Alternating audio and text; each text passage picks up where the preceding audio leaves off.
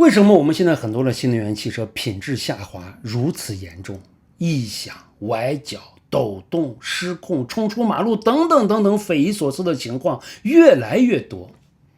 难道真的只是车企在降本增效、在偷工减料这么简单吗？生产线的缺乏调试，可能才是更大的隐性原因吧。首先，大家一定要明白啊，一条汽车生产线是要去生产多个车型的，包括多种配置的。它是同时进行交叉生产的，不是一条线就去造一个车，那投入就太大了。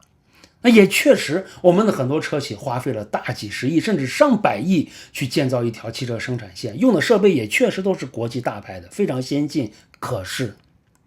只要你这条线上要增加一个新款车型，哪怕只是一个小改款，整条生产线都需要重新设定，需要重新的深度调试，而重新调试生产线往往需要小1年甚至1年多的时间。而兄弟们，你们想一下，我们现在的很多的车企，它半年就要推出一款新车的呀，它哪里来的时间去深度调试自己的生产线呢？很多朋友可能听不明白，我给你举一个简单的例子，你就看眼前这条生产线是不是特别的高效，行云流水？那我问你，如果现在运过来的这个车架换了，因为刚才讲了它是交叉生产的嘛，它不同车型是交叉着来往上运的。如果下面运过来这个车架，它的尺寸形状跟前面这个都不一样了，那么你觉得负责焊接的这个机械臂，它的工作逻辑、它的行程轨迹，包括机械臂前面装的这些工具、夹子等等，是不是也要跟着重新更换、重新设定呢？你如果不去做重新的调整，那么焊接点都焊不对的呀，这都偏差了呀，甚至根本就不存在焊上焊不上这一说，机械臂和车身可能就碰到一起去了呀，你还怎么工作呢？而这还只是一个机械臂，一个工作点，整个汽车的生产线，各种机器人相互交接、相互协调的点上千个之多。他们就好像一条线上的蚂蚱，你有一个点敢出问题，就都要出问题。那这就是牵一发而动全身的事情。所以，即便你只是改动了生产线上很小的一部分，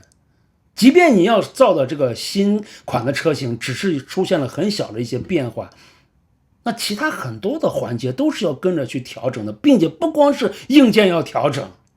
整个控制硬件的这些软件的这些逻辑也需要重新整理过，这个工作量就是非常非常大的了。否则你的量产节拍就会被打乱，一旦量产节拍被打乱，轻则产能下降，车辆精度、车辆品质打折扣，重则生产线损伤。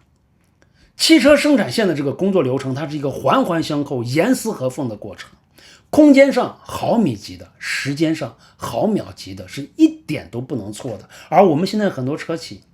他为了追求速度，他为了跟上所谓的市场竞争节奏，他根本就没有太多的时间与太多的精力去好好的调试自己的生产线，他只能就这里搞一搞，那里弄一弄，硬着头皮就上了。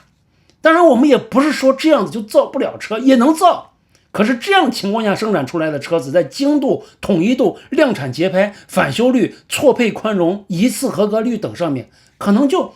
没有那么尽如人意了呀。那如果对吧，这么好弄的话，那还去调什么呢？别人为什么都要去调呢？所以现在很多的车企，他为了弥补这方面的问题，他想出来的办法就是去增加更多的人工岗位出来，让很多的人工跟在这个机器人后面去做检查、去做弥补、去做返修。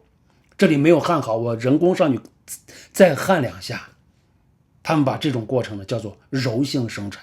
你说这怎么办呢？亲爱的朋友们，我没有在夸张，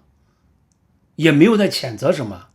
你要知道，宝马前几年在这个匈牙利德布勒森搞了一个新工厂，花了20多亿欧元累积，所有设备买齐以后，光调试就调了2年多，到今年才初步具有了规模化量产能力。那就这，人家还要多留1年多的逐步爬产时间。啥叫爬产嘛？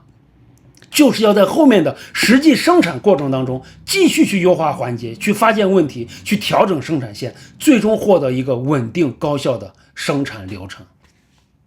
你知道生产线它是很难的，要不断的去调整，不断的去优化的。传统大厂的生产线，人家弄得好的1个小时可以造30多台车出来，而我们现在很多新能源的品牌，你看着花了很多钱，买的也都是一样的先进设备，可是有的1个小时造20台车都不到呀。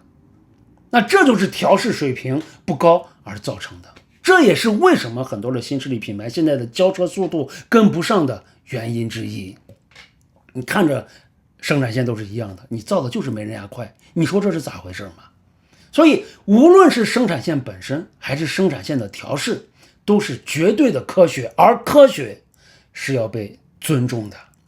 科学原理、科学流程是不会因为企业的意志和口号的响亮程度发生改变的。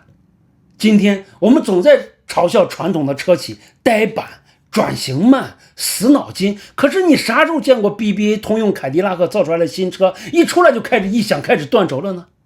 啊，你